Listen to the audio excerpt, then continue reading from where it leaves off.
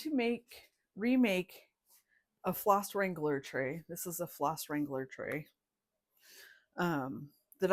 It's one of my originals that I made a long, long time ago that I wasn't sure what I was going to need, so I kind of winged it and it didn't work. I had originally filled it with just some felt batting lining. That doesn't work. And then my newer ones I had filled with foam, but it was too thin. And then I found this project foam at Walmart. It's a half an inch thick. What is the Goldilocks? Too firm, too soft, just right. Just right. So I thought I would just kind of walk you through how I make them, and then if you want to make one, you can make one. Okay, so you need a picture frame. Make sure it's a very expensive picture frame. No, I get these at Goodwill, thrift stores, garage sales, whatever. What you want is you need something that fits whatever your area is that you're going to be stitching with. So yeah, so they, I also have a doubler. I'll show you that at the end if you have a lot of flosses. But I just use them. They're usually about this big. I don't know what this is, 14 by 12, 12 by 10. I don't know, something like that. Anyways, take it apart. I take all the, you take all your guts out, take your glass out, that kind of stuff. If you like to frame stuff yourself, or you'd like to get into framing stuff yourself, never throw your glass away. You will regret that. Always keep your glass. I just use whatever hardboard usually comes in these old picture frames, and yeah, it's really simple. So take your hardboard, whatever, a piece of chipboard, piece of foam board. It doesn't really matter. You just don't want it to be soft. It can't be paper. It has to be, it can be paper product, but not soft. Like this doesn't bend. That's what you want. Take a piece of your foam that you have cut to fit inside your frame, not where the hardboard sits. So there's that little lip in your frames. You don't want to cut it there. You want it to actually poke through your frame, because it's going to rise up. Okay. So what I did was I just laid, this is a big sheet, comes in a big sheet. I lay this on top of the big sheet, draw around the inside, and then just cut it out. And then I don't glue or adhere it. You can if you want. I like to use the higher, it's for photo framing, but it's a higher, it's like super grabby. I don't know how the technical term for it, but you can use something like this if you want to hold it down. The main reason I don't is that when you stick your needles through, if you use the double stick tape, which works great to hold your foam down, your tips of your needles will touch it, and eventually the sticky will, first of all, wear out, and it'll attach to your needles. So I just kind of, this is real technical. Okay, technical. You need mad skills. So I just kind of put it like that. Okay, and I try to make sure that it's somewhat in the middle. It won't really matter because we're going to flip it over in the frame to kind of get it in. And then, like I said, I had this cut. This is just a piece of white felt. I do recommend that you don't get creative here. I've seen a lot of people that are like, hey, can I use pretty fabrics and all of that kind of stuff? You can use anything you want. Make sure your needle will poke through it without causing damage to your needle, of course. But I like to just use white felt. You can buy it in big packages, cheap, because then your colors pop off of your felt. But you can use anything you want. So you do you, boo.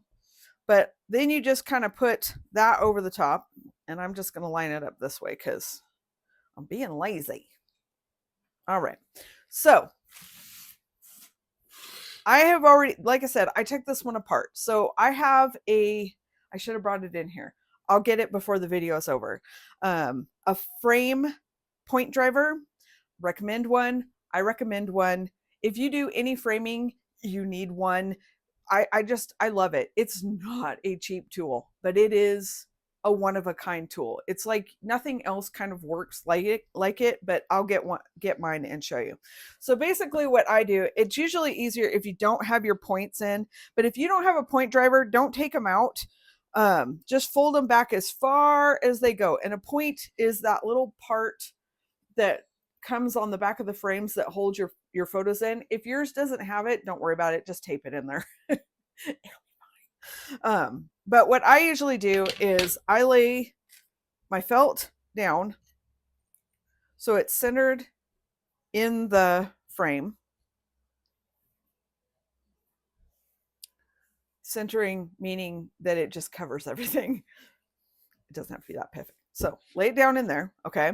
I had already cut my corners out. I'll show you about that in a minute. And then put your foam in. I do recommend it. See how it's like this? You want to do this to the front. So push that to the front because it'll straighten your foam out. If you do it like this, it continues, since you don't have it adhered to anything, it keeps bulging. So I do it backwards so that it doesn't do that. Tutorial 101 is not my strong suit. And again, it's foam. It doesn't have to fit perfect. It just has to go through the hole. So far we've got that much. Okay. It's not poking through. It's not straight. It's okay. It's okay. So once you've kind of got it set in there and you're pushed in there as far as you can go, take your backer board, put that in there. And the reason I do it in the frame is because it kind of makes your, and I've got my points in there, so it's going to argue with me. Everything kind of fit in there. If that makes sense. Like, you know, it's all centered because I got a point sticking out here. You have your backer around there. So now if you look through when you push, you can tell it's pushed up now through the front. And it's nice and straight, which is always a plus. But I don't worry about it too much in the frame. You can take it out now or you can leave it in there. I tend to just leave it in there because why not? And then I use on the back 2 different adhesives, especially if you don't have to. You can just use tape. We're going to use tape, but I have this and I really like it for helping me get everything kind of pulled tight, but you don't have to use it. You can just use regular tape. And it's just, I'll put a link down below to all the supplies that I used and where I got them and all that kind of stuff, but there's no rules. I mean, you just, whatever's going to make it stay together. You know what I mean? So, you could, depending on your fabric, you could probably lace it, like pull it with straight thread. I have the attention span of a 2-year-old. That's not in my journey. And so, all right. So what I usually do is one side or the other, one side to the other. So I take like the front and the back, the top and the bottom off. And hopefully you can kind of see this. I'm painting, and so my overhead camera is down right now. So, but just push and pull tight. And then I don't go all the way across. I come to the other side, push down on your foam and your backer board and pull up tight on your felt and pull it towards the center. So they're coming towards the center. All right. And then I go off to one side and I go to the next side on this side, so on and so forth. All right. Okay. And then I do the same on this side.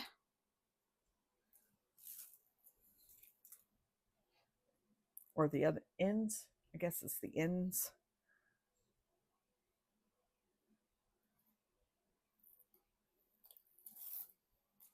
Okay, so push down, pull up on your felt, and you're gonna pull pretty hard. So again, push and pull,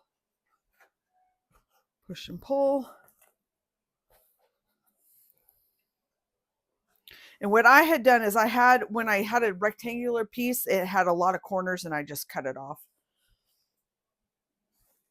Okay, now you can stop there and put a backer on it. Well, you have to push your points down. But I like to go back with tape and reinforce it. So what I'm going to do first is I'm going to push my points down so that everything stays in there. And this one's a little thicker than my frame. So I want to make sure that everything's going that way. So I pick it up off the table and push the points down. So you're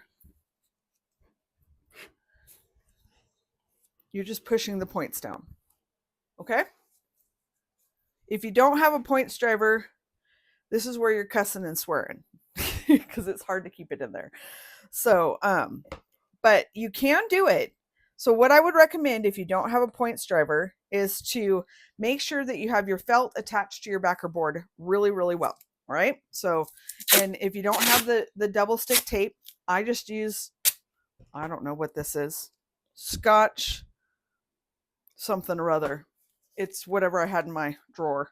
And I just make sure that I have it taped down really, really good. Okay. Take all this extra. I don't even clean them up well, y'all. Life's too short. Nobody's going to see it. And I don't have my backer cut for it, but I'll show you what I use as a backer. So you're going to want to push really hard. And this is why it's really important that your foam is going through the front, because all that you want underneath your frame is the 1/4 inch thickness of your felt and your backer board. Okay. So at this point, you can't use too much tape, but I would use a really good tape. I wouldn't use like a painter's tape or anything like that, because you do not want it. You want it to be super sticky.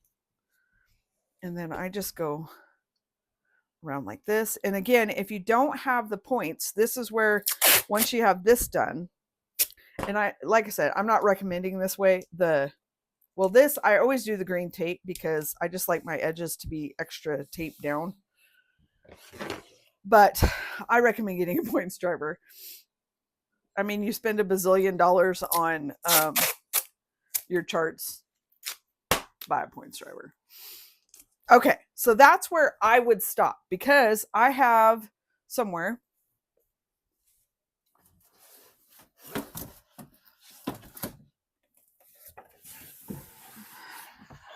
I picked up on Amazon poster board, but it's artist poster board. It's probably not called poster board. I'll have to look up the link. But you get it on Amazon or wherever. You can get them in any frame shot. It's like a mat board, but it's not a good mat board. It's usually the stuff they use on the back. And then I just cut it to fit to the outside. But what I would do is, if you don't have a points driver, go this far. Now tape your felt into your frame. So add a row of tape all the way around, so it has extra protection in there for staying in your frame and not just pushing through. What the points drivers do is it makes it so that you don't push your stuff out the back, but you can just tape it in there. Are you coming to help? Okay, hold on. Kitty. All right. Now, what I would do from here, either way, whether you have a points driver or not, all you have to do now is take your frame, and I'm not going to do it right now for the video, but take your frame, lay it on here, draw an outline, use whatever your favorite double stick tape is, glue, whatever you want. And like this one, I just used cardboard that I had, just so it's finished and covered. So that's all you're going to do. Cut this out, put your double stick tape. I will put this information down below, and then adhere your back. You're ready to go. And I don't adhere it here. I just adhere it all the way around. But if you don't have a points driver, I would go ahead and adhere it as much as you can, because this is what's going to hold it so that it doesn't go flying through. Okay. But I do recommend a points driver. So that is all that I do for my Floss Wrangler trays. And like I said, I'm not prepared to cut this. So I will get it cut and show pictures. But yeah, and then it's all ready to go. And all you have to do is I put my numbers across the top. You don't have to if you don't have numbers. And you can just pick your, like this, and then your needles that are loaded, or you can hang floss if you want, and it's all ready to go. And then I just built a doubler for my ones that have, like, I don't know who's stitching Tiny Towns, but the Tiny Town ones have a ton of floss, and so they really spread out. So I built myself a doubler, and I had 2 matching frames that I added a hinge to the middle. I built the inside just like I did on that one. The only difference is this is what it looks like with the poster board on the back. And so when I'm not using it, it just folds up and it goes in there. And I can't travel with it like this unless I was to take out the pins, because the pins would, these touch. So I didn't make it to travel. I don't go anywhere. But so this is my doubler. But I use them for all of my longer, let's see here. This will work. All of my works and progresses that are long, they take a long time to stitch. I do them like this, and basically I just take a piece of batting or felt or whatever, I lay over the top of it, fold up my strings, tie a piece of twill tape, ribbon, string, belt, whatever around it, and this way all of my stuff, no matter what, stays put. When I'm ready to stitch, I just undo it and it's ready to go. And that's how I keep my floss. So I hope that was helpful to somebody. If you have any questions, please leave them in the comment below, and Sophie will answer them for you, right? No? Anyways, if you do have any questions, just leave them in the comments below, and I will see you in the next video. I don't know when it'll be, but I'll see you then. Bye.